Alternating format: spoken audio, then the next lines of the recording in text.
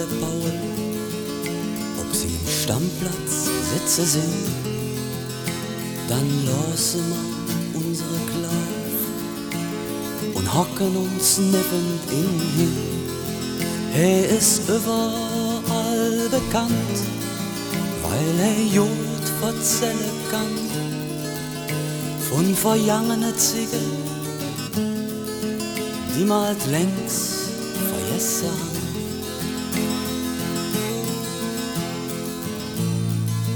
Er erzählt, wie er früher ins ausgesehen hätt, bevor sie Straßenbahnschienen verlassen haben und noch Böen geben det. Als der Metzger Schmitz ob der Eck Lade hat und de Menschen noch lachen konnte in unserer Stadt. Erzähl doch noch uns die alle Kretzer vom Febel.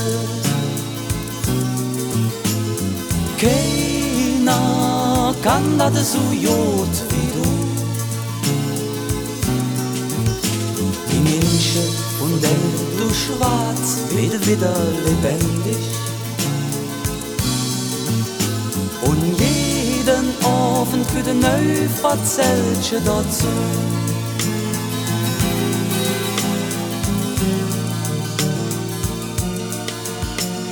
Früher, so sagte, kommen wir auch ohne Fernseher raus. Da ging man einfach jetzt öfters mit der Familie zusammen raus. Und er erzählt uns vom Stina, vom Döres, der alle Mamsell und der Bittersgrad. Ein kleines Mütterchen ist heimlich am Kriechen, sie hat alles noch selbst mitgemacht. Der Zick vergeht, doch mir wolle längst noch nicht jon. Nicht bloß die alle Lücksche können der Paul die Jod verstehen.